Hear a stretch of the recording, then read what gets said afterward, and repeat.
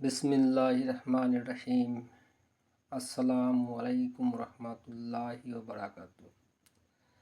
আজকের ভিডিওটিতে আমি আপনাদেরকে দেখাবো জিকির ছাড়া কেন ইবাদত কবুল হবে না। চলুন তাহলে ভিডিওটি শুরু করি। প্রশ্ন: জিকির কি? উত্তর: জিকির অর্থ স্মরণ, আর জিকরুল্লাহ অর্থ আল্লাহর জিকির বা আল্লাহর স্মরণ। প্রশ্ন: জিকির কেন করব? উত্তর: শরীয়তের মূল উদ্দেশ্যই হচ্ছে আল্লাহর জিকিরকে প্রতিষ্ঠিত করা। কেননা নামাজ প্রতিষ্ঠিত করার জন্য আল্লাহর জিকিরকে প্রতিষ্ঠা করা।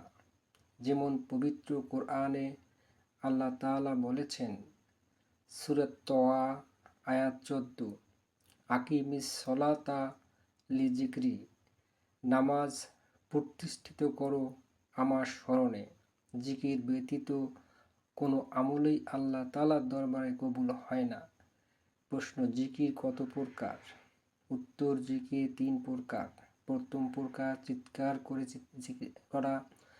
আলেমগণের ঐক্যমত অনুসারে এরকম জিকির সকল অবস্থায় মাকরুহ, তবে কিছু সংখ্যক পীর সাহেব সাময়িক সময়ের জন্য মুরিদকে এই জিকিরের তালিম দিয়ে থাকেন।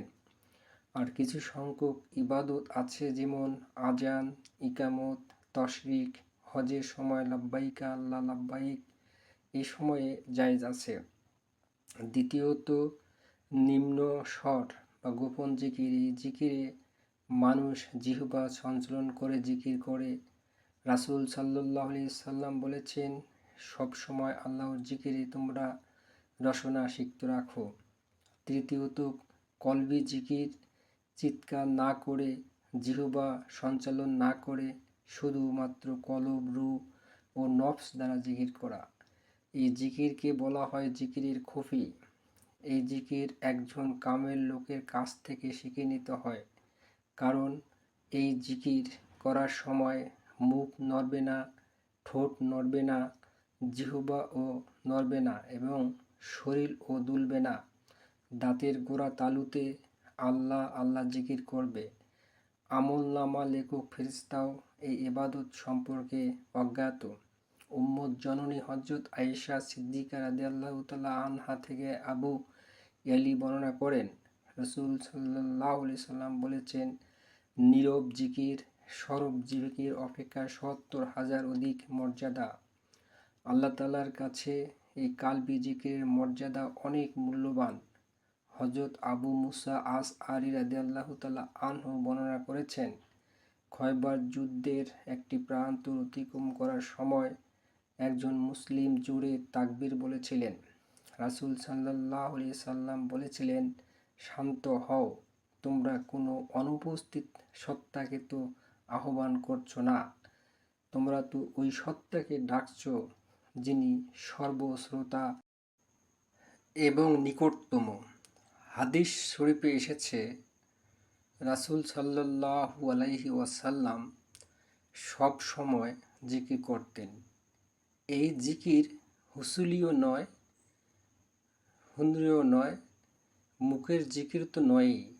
সার্বক্ষণিক মুখের জিকির বা মৌখিক জিকির অসম্ভব। অন্য আরেকটি হাদিসে রয়েছে, মা আয়েশা সিদ্দিকা রাদিয়াল্লাহু তাআলা আনহা বর্ণনা করেছেন, আমার শরীর ঘুমায় কিন্তু অন্তর ঘুমায় না। এই জিকির কি দিয়ে পড়ে? উত্তর: এই জিকির করতে হয় হুজুরি কলব দিয়ে। যেমন হুজুরি কলব ছাড়া নামাজ হয় না। প্রশ্ন: হুজুরি কলব কি? উত্তর: হুজুরি কলব অর্থ যে কলব হাজির বা উপস্থিত থাকে। প্রশ্ন: কেমনে বুঝবো নামাজে কলব হাজির আছে? উত্তর: যে কলবে আল্লাহ তাআলার জিকির থাকে সেই কলবেই হুজুরি কলব। প্রশ্ন: কলবে জিকির নিয়ে ইবাদত করলে কি হবে? উত্তর: কলবে জিকির নিয়ে ইবাদত করা আল্লাহ পাকের পছন্দনীয় এবং কবুলযোগ্য। প্রশ্ন: কলবে জিকির না থাকলে ইবাদতের কি হবে? উত্তর: কলবে জিকির না থাকলে ইবাদত কবুল হবে না। হাদিস শরীফে এসেছে, মানুষের বুকের ভেতর একটি কক্ষ আছে যার নাম কলব।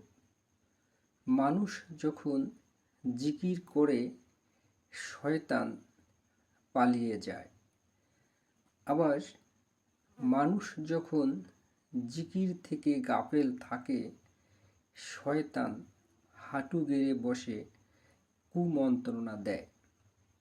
সুতরাং বোঝা গেল, কলবে সার্বক্ষণিক জিকির থাকা ইবাদত কবুল হওয়ার পূর্ব শর্ত, বরং প্রধান শর্ত। কলবে জিকির নাই, তাহলে শয়তান আছে। শয়তানকে সাথে নিয়ে ইবাদত করলে ইবাদত কবুল হবে না। আল্লাহ তাআলা পবিত্র কোরআনে ইরশাদ করেন, ফাজকুরুনি আযকুরুকুম ওয়াশকুরুনি ওয়ালা তাকফুরুন। অর্থাৎ আল্লাহ তাআলা ইরশাদ করেছেন, তোমরা আমাকে স্মরণ করো, আমি ও তোমাদেরকে স্মরণ করব। অর্থাৎ আল্লাহ তাআলা বলেছেন, ফাজকুরুনি, তোমরা শুধু আমাকেই স্মরণ করো। এরপর বলেছেন, আযকুরুকুম, আমিও তোমাদেরকে স্মরণ করব। হযরত আবু শাইখ এবং দাইলামি মসনদে ফিরদাউস নামক কিতাবে হযরত জুবাইর রাদিয়াল্লাহু তাআলা আনহুর মাধ্যমে এবং তিনি জুহাক রাদিয়াল্লাহু তাআলা আনহুর মাধ্যমে এবং তিনি হযরত আব্দুল্লাহ ইবনে আব্বাস রাদিয়াল্লাহু তাআলা আনহু থেকে বর্ণনা করেন, রাসূল সাল্লাল্লাহু আলাইহি ওয়াসাল্লাম ফাজকুরুনি আযকুরুকুম আয়াতের শানে ইরশাদ করেন, আল্লাহ পাক বলেন, হে বান্দা সকল, তোমরা আমাকে ইবাদতের মাধ্যমে স্মরণ করো, আমি তোমাদেরকে মাগফিরাত সহ স্মরণ করব। অর্থাৎ তোমরা আমার ইবাদত করো, আমি তোমাদের পাপসমূহ ক্ষমা করে দেব। হযরত আবু হুরায়রা রাদিয়াল্লাহু তাআলা আনহু বর্ণনা করেছেন, রাসূল সাল্লাল্লাহু আলাইহি ওয়াসাল্লাম ইরশাদ করেন, আল্লাহ পাক বলেছেন, আমার বান্দা আমার প্রতি যে ধারণা পোষণ করে আমি তার ধারণার অনুকূল। অর্থাৎ সে যখন আমাকে স্মরণ করে আমিও তাকে স্মরণ করে থাকি। সে যদি আমাকে কোনো অনুষ্ঠানে স্মরণ করে আমিও তাকে আরও উত্তম অনুষ্ঠানে স্মরণ করে থাকে। সে যদি আমাকে অন্তরে স্মরণ করে, আমিও তাকে অন্তরে স্মরণ করে থাকি। সে যদি আমার দিকে অর্ধেক হাত এগিয়ে আসে, আমিও তার দিকে এক হাত এগিয়ে যাই।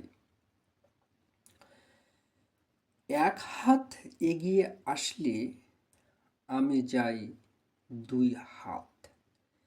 সে যদি আমার দিকে হেঁটে আসে, আমি তার দিকে যাই দৌড়ে।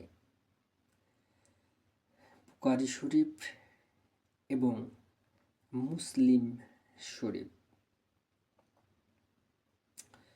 আল্লাহ তাআলা ইরশাদ করেন, যখন তোমরা সালাত সমাপ্ত করিবে, তখন দাঁড়িয়ে, বসে এবং শুয়ে আল্লাহকে স্মরণ করিবে। সূরা নিসা আয়াত 103। উদাসীনতা ও অমনোযোগিতা দূর করার নামই জিকির।